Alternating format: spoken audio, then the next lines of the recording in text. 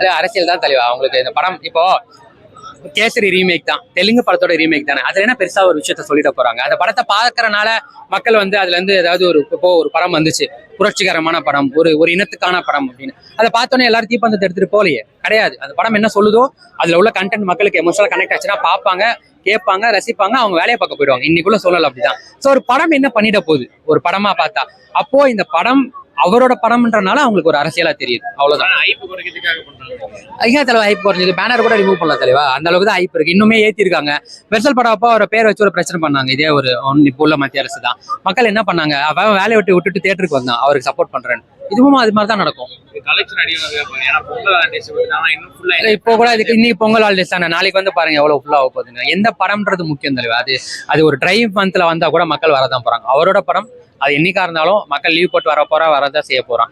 பொங்கல் ஹாலிடேஸ்ன்றனால இருக்கு, அந்த ஒரு பாதிப்பு இருக்கும். ஆனா இப்போ இவங்க பண்ண பிரச்சனைகள் என்ன பண்ணுவாங்கன்னா, இருக்கிற வேலையை விட்டுட்டு அவன் படத்துக்கு தான் போகும். அப்படி பார்த்தா இப்போ கூட தான் வந்திருக்கு தலைவர் 2027 அவரோட பேனர்ல வந்திருக்கு. அவரு சர்டிபிகேட் வாங்கிட்டாரா இல்ல கேட்டாங்களா?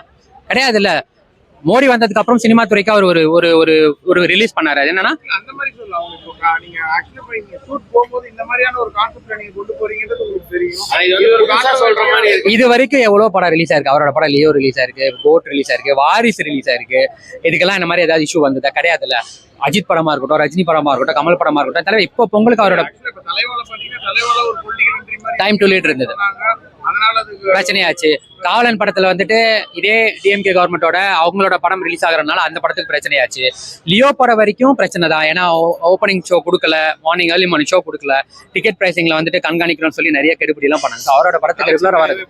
ஆப்வியஸ்லி அது குறைக்கணும்னு நினைக்க முயற்சி பண்றாங்க. இப்ப என்ன ஆனா இப்ப ஒரு நல்ல விஷயம் என்னன்னா, இப்ப பொங்கலுக்கு வராதனால இத்தனை படங்களோட இதெல்லாமே ஓஞ்சிரும். அந்த படம் வரப்போ அது தனியா தான் வரப்போ சோலோவா ரிலீஸ் ஆகும்போது ஆப்வியஸ்லி அவருக்கு எப்பவுமே என்ன வசூல் வருமோ அது வரதான் செய்யும். அது அப்படி கிடையாது. இப்ப என்ன பண்ணுவாங்கன்னா, கட் பண்ணதுக்கு அப்புறம் திருப்பியும் அவங்க எடிட்டபிள் உட்காருவாங்க. இந்த படம் இந்த கட் பண்ணதெல்லாம் இந்த படத்தை பாதிக்காத அளவுக்கு அவங்க திருப்பியும் ரீமேக் பண்ணிட்டு தான் வருவாங்க ஆப்வியஸ்லி. ஆனா அதை தாண்டி எனக்கு தெரிஞ்ச வரைக்கும் அவரோட கெரியர்ல இதோட மோசமான படங்கள்லாம் கொடுத்துருக்காரு. ஆனா எந்த விதத்திலையும் அது வசூலை பாதிக்கல.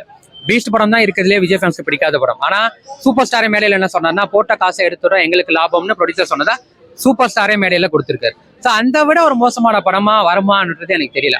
இது கடைசி படம். அப்போ இது ஒரு ட்ரிபியூட்டா அவருக்கு ஒரு சென்ட் ஆஃப் பண்ணணும்னு தான் நினைப்பாங்க. ஸோ என்ன நீங்க அதை போட்டு அமுக்கினாலும், ஒரு தண்ணிக்குள்ள போட்டு நீங்க அழுத்தணும்னு நினைச்சாலும் இங்க அழுத்த அது மேல வந்துட்டு தான் இருக்கும். மக்களுக்குமே என்ன தோணும்னா, அவர் பாட்டு ஒரு படத்தை ரிலீஸ் பண்ணிட்டு போறாரு, எதுக்கு நீங்க இவ்வளவு தடை போறீங்கன்னு கேள்விதான் வரும். யூஸ்வலான கேள்வி. அது பாமர மக்களுக்குமே இருக்கும். அப்படி இருக்கும் போது நீங்க பண்றது எல்லாமே உங்களுக்கான பேக் ஃபேர் தான் இருக்குமே தவிர அவரோட அரசியல் வளர்ச்சியும் ஒரு தடை பண்ண போறது இல்லை, அவரோட சினிமா முடிவுக்கும் அதை தடை பண்ண போறது இல்லை.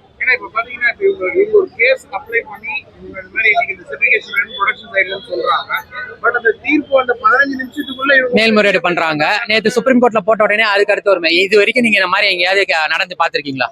ஒரு படத்துக்கு, அதுவும் மத்திய அரசாங்கமும் ஒரு சென்ட்ரல் சென்சார் போர்டும் இவ்வளவு தூரத்துக்கு கோட் படி ஆப்வியஸ்லி பாலிடிக்ஸ் தான் தலைவா.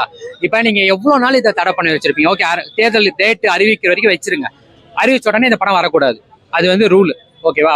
சரி, வர வேண்டாம். எலெக்ஷன் வைக்கிறாங்க, எலெக்ஷன் முடியுது, ரிசல்ட் வருது, ஜெயிச்சிட்டாரு. அப்ப இந்த படம் எவ்வளவு தூரத்துக்கு ஒரு ஐப்பு வரும்?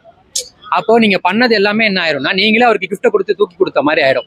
இப்ப இந்த படம் அவ்வளவு நாள் தள்ளி வச்சுட்டு நீங்க எலெக்ஷன் டேட் அறிவிச்சதுக்கு அப்புறம் அந்த படம் வராம போச்சுன்னா அந்த கோவம் எங்க பிரதிபலிக்கும்? எலெக்ஷன்ல தான் பிரதிபலிக்கும்.